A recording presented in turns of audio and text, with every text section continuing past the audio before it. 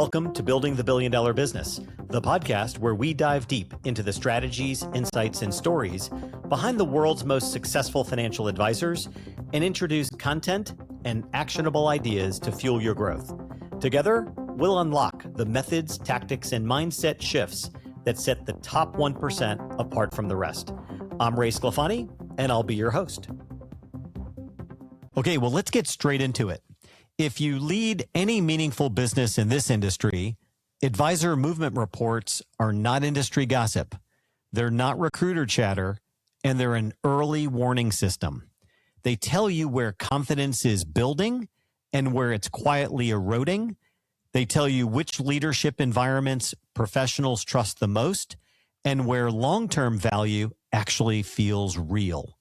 By the time advisor movement shows up in your retention numbers or your P&L, the decision has already been made. And that's why this year's advisor movement data matters, because what it's revealing is something the industry can no longer ignore. The real talent shift in wealth management isn't about compensation packages. It's about purpose, control, and the belief that long-term value matters more than short-term economics. In 2024, about 9,600 experienced financial advisors changed firms, nearly unchanged from 2023. That's an important piece of information. Analysts predicted that 2025 would see this movement stay elevated, and that prediction was right. Movement did not fall off a cliff.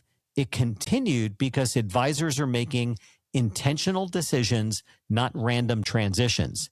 At the same time, new research that in 2025, more advisors left the profession than entered it. Roughly 57,000 exited, while only about 53,000 came in. That means the industry lost more talent than it gained, even as advisors continued shifting between firms. Let that sink in for a moment. This is the beginning of an important trend. More advisors are leaving the profession entirely than joining it. And those who remain are voting with their feet about where they believe the future lies. So the question for RIA leaders isn't what's happening. The question is, what are you going to do with that data? I want to pull this apart here in just a moment and give you 4 specific actionable decision points to work on this year. The first is, I would stop treating retention as a pay problem. If your retention strategy is mainly compensation adjustments, you're behind. While pay matters, the data is also clear. Advisors leave when they don't see a credible future in their current environment. They don't see leadership clarity, they don't see role clarity, and they don't see a place where enterprise value feels real and transferable. So ask yourself, what story do your top advisors tell when they describe their future at your firm? Can they articulate where their career goes in 5 years inside your own team? And if they can't, well, strong retention numbers, they're just not going to last. And remember this, across professional services, the cost of replacing senior talent, experienced talent, is roughly 1.5 to 2 times total comp. So when you factor in recruiting, ramp up time, lost productivity, leadership distraction, client interruption, it really takes a toll on the cost to your firm. That cost of replacing talent is far greater than the cost of retaining and developing it. The second decision point is recruit for fit, not headcount. Advisor movement volumes might tempt you to chase after every name in motion. Resist that. The firms winning talent right now are being really selective.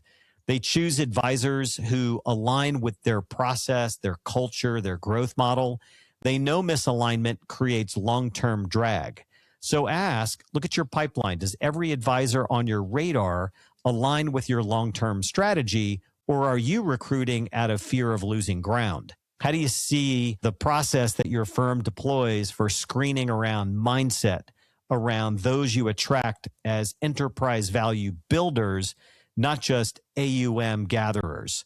Mismatches will cost far more in the long run in your culture, in your operational complexity and loss to clients than disciplined patience ever will.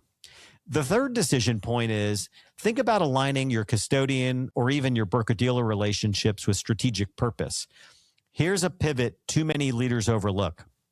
Custodian and broker-dealer affiliations are not accessories. They are strategic decisions. They carry strategic implications. They should align with how you plan to serve clients, how your team is going to engage in the future, and whether or not it's not only financially efficient, but also will help you grow the enterprise value and profitability of your firm. So ask, how does the custodian or broker-dealer you're affiliated with support your long-term strategy? And does that platform elevate your client experience, your tech stack, and your ability to develop top talent? As your team grows and evolves or adds new services, which is a very important current trend here, does the infrastructure scale with you or does it constrain you? In your infrastructure, when you think about that, you got to think about whether it's going to keep pace with your ambition. So your best operators are already thinking about a plan B, even if they're not executing on it. Really think about the future of the client and how their team is going to serve those clients in the future. The fourth decision point is put leadership on the line. Movement data makes one thing clear. Advisors are just not evaluating other firms or other platforms. They're also evaluating leadership. And I'm watching those that are aggressively recruiting, those leaders that are reaching out into the marketplace and seeking to attract, maybe making promises that they can't keep. They watch how decisions are made. The advisors are paying close attention to those firms that they're considering joining.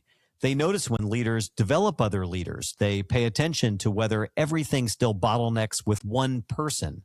So when you evaluate your own leadership team, are you expanding? Are you growing? Are you developing others? Because those you may be recruiting are actually paying attention to that.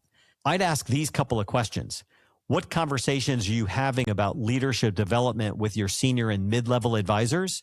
Where are you intentionally building leadership pathways that reduce single-person dependency? I'm still amazed how many, air quotes, CEOs in this profession maintain entire calendars meeting with clients stacked one by one by one by one.